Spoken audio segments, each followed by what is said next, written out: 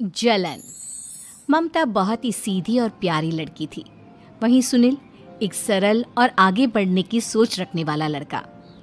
सुनील, बेटा सुनील कहाँ है? अरे जरा एक गिलास पानी तो दे दो। हाँ माँ, अभी आया। क्या माँ, पानी तेरे सर के पास ही तो रखा है। क्या हो गया है, तबीयत खराब है क्या? अरे नहीं नहीं, वो उठने का मन ही नहीं कर रहा था तो देखा ही नहीं। वैसे क्या कर रहा है? यहाँ बैठ ना मेरे पास। माँ पढ़ रहा था। वो क्या है ना, नौकरी में तो वक्त नहीं मिलता, अब ऑफिस से घर आकर ही तो वक्त मिलता है। अच्छा अच्छा ठीक है, पढ़ ले जा बेटा। सुनील पढ़ लिख कर और आगे बढ़ना चाहता था, लेकिन माँ की तबीयत खराब देखकर सोचता है कि शादी ही कर ले। कब तक माँ का ख्याल वो अकेले रख पाएगा? तो एक दिन, माँ ये ममता है, मैंने इससे शादी कर ली है। तुम्हारी तबीयत भी ठीक नहीं रहती तो मैंने सोचा शादी कर लेता हूँ। घर संभालने वाली और तुम्हें संभालने वाली कोई आ जाएगी तो अच्छा रहेगा। माँ अचानक से सामने बहू देखकर हैरान रह जाती है। बेटा ये क्या बात होती है? न बैंड, न बाजा, न दहेज, न शगुन, ऐसा कैसे बहू आ गई? माँ तू तो जानती है मैं नौकरी के साथ पढ़ाई कर रहा हूँ, तो कहाँ से इतना पैसा बचा पाता कि धूमधाम से शादी करता। वैसे भी माँ, लोग तो आकर खाकर निकल जाएंगे, इसलिए बस वैसे ही। माँ जी, मैं आपका ख्याल रखूंगी। वैसे भी ये आगे की पढ़ाई कर रहे हैं, अच्छा कुछ कर गए तो सबके दिन फिर से अच्छे आ जाएंगे। सास को ममता की बात ठीक तो लगती है, लेकिन मन में कहीं ना कहीं लगता है कि कहीं बहू बेटे को लेकर फुर्र ना हो जाए और फिर तो वो रह जाएगी अकेली। बेटा देख, मेरा जो कुछ भी है वो सुनील ही है, और सुनील का भी अब इस दुनिया में मैं ही हूँ और कोई नहीं। क्या सुनील? बिल्कुल माँ, लेकिन आज से ममता भी मेरे जीवन का अहम हिस्सा है, जैसे तू है। सास को बड़ा बुरा लगता है कि उसकी सल्तनत में कोई और हिस्सेदार कैसे हो सकता है। कैसे कोई और उसके 30 साल के बेटे की जिंदगी में अचानक से आकर बराबर का हिस्सेदार बन सकता है। देख बहू, मैं भले थोड़ा बीमार रहती हूँ, लेकिन इसका मतलब यह नहीं कि घर की चीज़ों में मेरा कंट्रोल खत्म हो गया है। मैं आज भी इस घर की रानी हूँ, समझी? बेटा सोचता है कि ये माँ को अचानक से क्या हो गया। कल तक जो माँ कहती थी कि जिंदगी का कोई भरोसा नहीं, वो अचानक से जंग के मैदान की झांसी की रानी कैसे बन गई?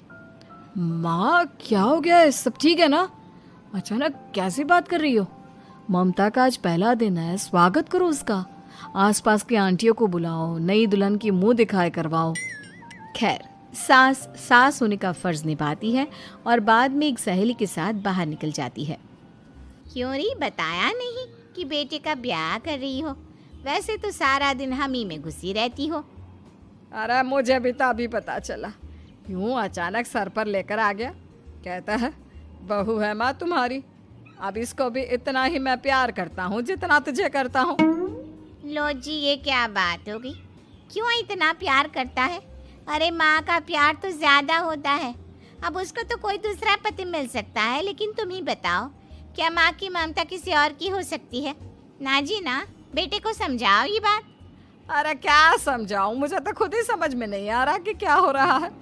जो बेटा कल तक माँ माँ करता था, अचानक से बीवी बीवी का राग आलाप रहा है। देखा, उसकी बीवी ना सुंदर और जवान है।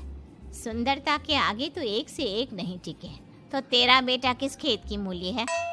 सास को भी समझ में आ जाता है कि बहू की सुंदरता के आगे माँ का प्यार किसी काम का नहीं।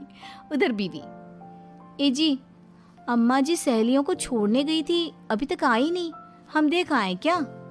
अरे रहने दो ना, आ जाएंगी। कहाँ जाएगी, उनकी आदत है, एक बार जाती है तो पूरी पंचायत खत्म करके ही आती है। अच्छा ही है, खाना वाना खा कर गई होगी। छोड़ो ना, घूमेगी तो खाना पचेगा, नहीं तो ऐसे ही खाट पकड़ लेगी। बहू भी शांत हो जाती है। उधर सास सोचती है कि आज थोड़ा देर से ही घर जाती हूँ, जब बेटा परेशान होकर ढूंढेगा तब मजा आएगा। बीवी को खुद ही पता चल जाएगा कि माँ के आगे उसकी दाल नहीं गलेगी। लेकिन वहीं दूसरी ओर घर पर, ए जी, माँ जी अभी भी नहीं आई, हमको तो घबराहट हो रही है कि क्या करें, जाकर पता करें किसी के घर। अच्छा, कहाँ जाओगी ये भी बता दो। पहला दिन है तुम्हारा इस घर में और एक ही दिन में मोहल्ला छानोगी क्या? हाँ, तो आप भी तो नहीं जा रहे हैं ना, हमको फिक्र हो रही है। अरे यार, ये रोज का है अम्मा का, खाओ और सो जाओ। बस फिर क्या था, बेटा बहू खाना खाते हैं और कमरे में सोने चले जाते हैं। उधर जब सास को कोई देखने नहीं आता तो वो हार कर घर आ जाती है, जहाँ वो देखती है कि सारे घर की लाइट्स बंद है। सास को गुस्सा आता है, बहू, ममता बहू कहाँ हो? लेकिन सारे दिन की थकी बहू को ऐसी नींद आती है जैसे किसी ने भांग की गोली खिला दी हो। वो तो नहीं उठती। उठकर आ जाता है बेटा। अरे क्या बात है अम्मा, काहे चिल्ला रही हो? अरे सो जाओ ना, सुबह की थकी है बहू, वो सो रही है। जोर से बोलोगी तो नींद खुल जाएगी उसकी। माँ को गुस्सा आ जाता है। फिलहाल तो सो जाती है, लेकिन मन ही मन ढेर सारा जहर बहू के लिए भरा होता है। सुबह बहू चाय बना रही होती है कि सास धीरे से गैस तेज कर देती है, जिससे चाय का बर्तन जल जाता है। और जैसे ही बहू चाय का बर्तन उठाती है, उसका हाथ जल जाता है। मेरा हाथ जल गया। वो जोर जोर से चिल्लाकर इधर उधर भागती है कि सास थोड़ी देर में उसके हाथ में पानी डाल देती है। हाय रे बहू, क्या कर रही हो? पहली बार रसोई छुई हो क्या? सासू माँ गलती से गैस तेज रह गई थी और बर्तन जल गया, जिससे मेरा हाथ जल गया। हाय रे, कितना गंदा दाग। छी छी छी छी, मुझे तो उल्टी आ रही है तेरा गला हुआ मांस देखकर।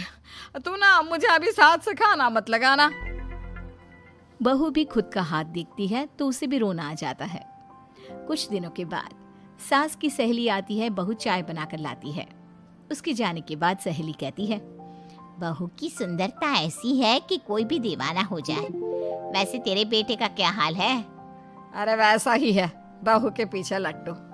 क्या करूं, कुछ समझ में नहीं आ रहा। मैंने तो बहू के चेहरे पर दिवाली के पटाखे की चक्री फेंक दी, उसका पूरा चेहरा जल गया। अब देखो ना रही सुंदरता, और ना ही अब मेरा बेटा उसे पूछता है।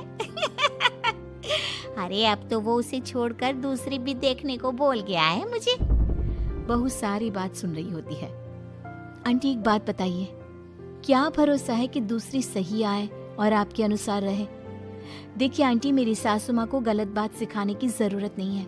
हमारा परिवार साथ में खुशी से रह रहा है। देख बहू, मेरी सहेली की बेइज्जती ना कर, वही अच्छा रहेगा तेरे लिए, समझी? बहू नहीं मानती है। वो बार बार उनकी सहेली को घर से निकल जाने को कहती है। तभी सास की सहेली पास के चूल्हे से लकड़ी लाकर बहू के चेहरे पर लगा देती है। बहू जोर जोर से रोने लगती है। अरे ये क्या कर दिया? मैंने कहा किया, ये तो तूने किया। तू ही नहीं चाहती थी कि बहू बेटे के साथ रहे, भला मैं क्यों करूंगी? मैं तो चली, निपटो अब। बहू रो रही होती है, दर्द से चिल्ला रही होती है, लेकिन सास उसे डॉक्टर के पास नहीं ले जाती। तभी पति आता है। क्या हो गया ममता? ये दाग कैसे लगा? तुम कैसे जली? ममता कुछ नहीं कहती, बस दर्द से करा रही होती है। पति माँ की तरफ देखता है। हो ना हो माँ, ये पक्का आपका काम है। आप ही ममता से जला करती थी ना। देखना माँ, अब पुलिस आएगी, केस बनेगा, लेकिन पहले मैं ममता को अस्पताल लेकर जा रहा हूँ। सभी अस्पताल जाते हैं, जहाँ डॉक्टर ममता की सास से कहते हैं, आपने तो नहीं जलाया ना बहू को? अब ममता की सास के तो पसीने छूट रहे होते हैं। वो घबरा कर कहती है, ना ना डॉक्टर साहब, कैसी बात करते हैं? हम क्या जलाएंगे अपनी बहू को? डॉक्टर ममता के पति से पूछते हैं। देखिए, क्योंकि ये ससुराल में जली है तो मामला पुलिस का बनता है, तो आप पहले पुलिस को बुलाइए, तभी इलाज पूरा होगा। सास डर जाती है कि अब तो बच्ची जिंदगी जेल में ही रहना होगा। रहने दीजिए ना, पुलिस को क्यों बुलाना? सारी हंसी खत्म हो जाएगी जब पुलिस के डंडे पड़ेंगे। बहू को जलाना भले ही बहुत आसान हो, लेकिन उसके बाद सारी जिंदगी जेल की हवा खाना। सास डर जाती है। पुलिस आती है। पास लेटी दर्द से करा रही ममता स्टेटमेंट देती है। तो क्या हुआ था? कैसे जली आप? ममता पास खड़ी सास को देखती है। बेटी बताओ, कैसे जल गई तुम? ओए, काका का किरण वाली शाहरुख, चुप, बिल्कुल चुप। सास चुप। सभी इंतजार करते हैं कि ममता क्या बोलेगी। जी मैं खाना बना रही थी, लकड़ी उड़कर मेरे ऊपर गिर गई और मैं जल गई। सास बहू की बात सुनकर रोने लगती है।